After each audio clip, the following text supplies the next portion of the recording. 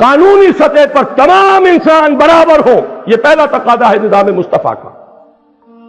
دوسرا تقاضا کامل انسانی حریت، آزادی، سول رائٹس کا جو تصور آج تک انسان جہاں تک اس نے رسائی حاصل کی ہے، اس سے بھی آگے ہے وہ حقوق جو نظام مصطفیٰ نے عطا فرمائے۔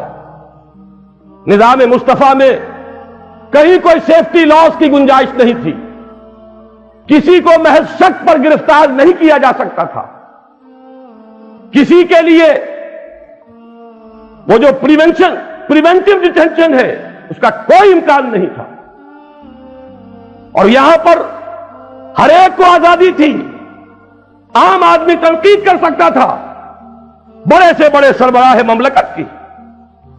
حضرت سلمان فارسی کا واقعہ آپ کو یاد ہوگا، حضرت عمر فاروق رضی اللہ تعالی عنہ خطبہ دے رہے اور ایک گدری پوش سلمان فارسی رضی اللہ تعالی عنہ کھڑا ہو جاتا ہے، ٹوکتا ہے، لا سمع ولا طاعہ، نہ سنیں گے نہ اطاعت کریں گے، کلمہ بغاوت ہے۔ ادھر حضرت عمر ہیں جلال فاروقی، لیکن ان کے ماتھے پر کوئی شکن نہیں آئی۔ پوچھتے ہیں معاملہ کیا ہے؟ تنقید ہوتی ہے برسر عام، نوٹ کیجئے، آپ نے جو کرتا پہنا ہوا ہے یہ ان یمنی چادروں کا بنا ہوا ہے جو مال غنیمت میں آئی تھی، اور ہر مسلمان کو جتنا ٹکڑا ملا اس میں کرتا نہیں بنتا، اور آپ ہم میں ہیں بھی طویل القامت انسان، کرتا کیسے بن گئے؟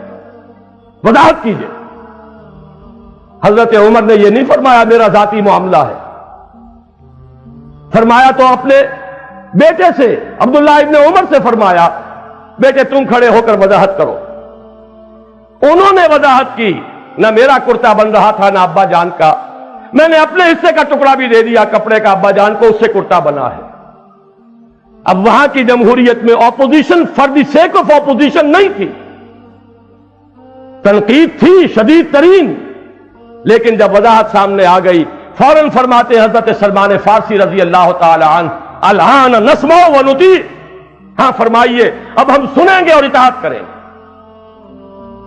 یہ نظام ہے، دنیا اسے ترس رہی ہے۔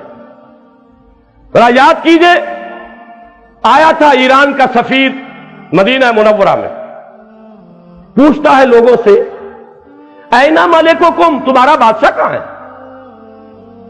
جواب ملا لیس لنا ملکن بل لنا امیر، ہمارا کوئی بادشاہ نہیں ہے، ہم نے تو جڑیں کھود دی ملوکیت کی۔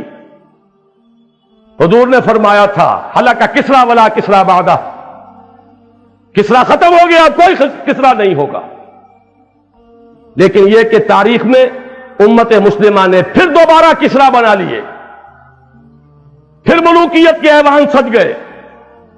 بہرحال اسے جواب دیا گیا تھا سفیر ایران کو، ہمارا کوئی بادشاہ نہیں، ہمارا ایک امیر ہے۔ وہ امیر کہاں ہے؟ بتایا گیا کہ بیت المال کے اونٹ گم ہو گئے تھے، ان کی تلاش جن لوگوں نے کی ابھی تک مل نہیں رہے تھے اونٹ، اب خلیفہ ہمارا خود گیا ہے تلاش کرنے کے لیے۔ وہ کسی کو پہچاننے والے کو ساتھ لے کر گیا ہے تو دیکھا کہ دوپہر کا وقت ہو گیا تھا، تھک گئے تھے حضرت عمر، تنہا، کوئی باڈی گارڈز نہیں، کوئی خدم و حشم نہیں، اپنے کوڑے کو سر کے نیچے رکھ کر استراحت فرما رہے ایک جھاڑی کے سائے تلے۔ اس وقت کھڑے ہو کر کہا اس سفیر نے، عمر تم انصاف کرتے ہو لہذا تمہیں کوئی خوف نہیں، ہمارے بادشاہ ظلم کرتے ہیں لہذا ڈرتے رہتے ہیں، کانپتے رہتے ہیں، انہیں اونچے اونچے فصیلوں والی محلوں کے اندر بھی باڈی گارڈز کی ضرورت ہوتی ہے۔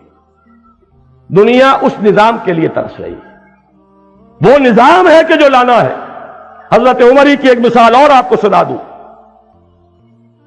حضرت سعد بن ابی وقاص رضی اللہ تعالی عنہ نے، جو گورنر تھے ایران کے، اور گورنر اس لیے تھے کہ خود ہی فاتح ایران تھے، انہوں نے صرف یہ کیا کہ اپنے مکان کے باہر ڈیوڑی بنا لی، ایک دربان کھڑا کر دیا، جو پرچہ نویس تھے انہوں نے خبر بھیج دی دارالخلافہ میں، حضرت عمر فاروق کی خدمت میں اطلاع پہنچ گئی، سعد نے اپنے گھر کے باہر ڈیوڑی بنا لی ہے اور دربان کھڑا کر دیا. وہاں سے عتاب نامہ آیا ہے اور جو قاصد وہ خط لے کر آیا اسے حکم دیا جاتے ہی ڈیوڑی کو آگ لگا دینا اور پھر یہ خط دینا. اور اس خط میں لکھا ہوا تھا اے سعد لوگوں کو ان کی ماں نے آزاد جنا تھا, تم نے انہیں اپنا غلام کب سے بنا لیا ہے. یہ تھا وہ نظام. میں آپ سے کیا عرض کروں, دل خون ہوتا ہے. اس کی جھلکیاں آپ کو آج غیروں میں نظر آ جائیں گی. میں ڈنمارک گیا تھا, وہاں مجھے بتایا گیا, میرا دل رویا. وہاں مجھے بتایا گیا کہ ڈنمارک کا فائنانس منسٹر, اسے دیکھا گیا کہ ایک سائیکل پر چل کر آیا, بینک میں آ کر قطار میں لگ کر کیو میں لگ کر اپنا چیک کیش کرا کر لے کر گیا. اغیار کے ہاں یہ ہے اور ہمارے ہاں ہٹو بچو اور باڈی گارڈز, جدھر سے سواری گزرنی ہو وہاں ٹریفک بند, چاہے کوئی مریض ہو جہاں بلب ہو راستہ نہیں کھل سکتا. کسی وزیر کی, کسی صدر کی اور کسی بادشاہ کی سواری ہو تو کہنے کیا ہے, پھر تو دور دور تک قدغنیں ہوں گی. اسی طرح کا ایک واقعہ حضرت عامر ابن عاص کے ساتھ ہوا, وہ بھی مصر کے فاتح تھے. اور حضرت سعد ابن ابی وقاص تو وہ ہیں جن کے بارے میں حضور نے فرمایا تھا کہ اے سعد تم پر میرے ماں باپ قربان. کسی اور صحابی کے لیے یہ الفاظ حضور نے نہیں فرمائے. غزوہ احد میں جب درغہ ہو گیا تھا حضور پر دشمنوں کا, حضرت سعد تیر چلا رہے تھے, حضور نے فرمایا اے سعد تیر چلائے جاؤ, تم پر میرے ماں باپ قربان. وہ سعد ہیں جو خود فاتح ایران ہیں, لیکن یہ کہ اتنی اجازت بھی نہیں ہے کہ اپنے گھر کے باہر ڈیوڑی بنا کر دربان کھڑا کر دیں. عمرو بن العاص فاتح مصر, ان کے بیٹے نے ایک قبطی کو مارا. قبطی نے آ کر حج کے موقع پر حضرت عمر رضی اللہ تعالیٰ عنہ کے جناب میں فریاد کی, طلب کر لیے گئے باپ بیٹا دونوں. پہلے تو کہا کہ بدلہ لے لو بیٹے سے, گورنر کا بیٹا. اس کے بعد فرمایا کہ ذرا گورنر کو بھی ایک دو رسید کرو, اس لیے کہ اس بیٹے کو جو جرت ہوئی ہے اسی لیے ہوئی ہے کہ میرا باپ گورنر ہے. اس قبطی نے ہاتھ جوڑ دیے, جناب میرا قصاص مجھے مل چکا ہے, میرا بدلہ مجھے مل چکا. یہ ہے وہ نظام جو محمد الرسول اللہ نے دیا, جو خلافت راشدہ میں قائم ہوا. وَتَصْلِيَةُ جَحِيمٍ إِنَّ هَذَا لَهُوَ حَقُّ الْيَقِينِ فَسَبِّحْ بِاسْمِ رَبِّكَ الْعَظِيمِ.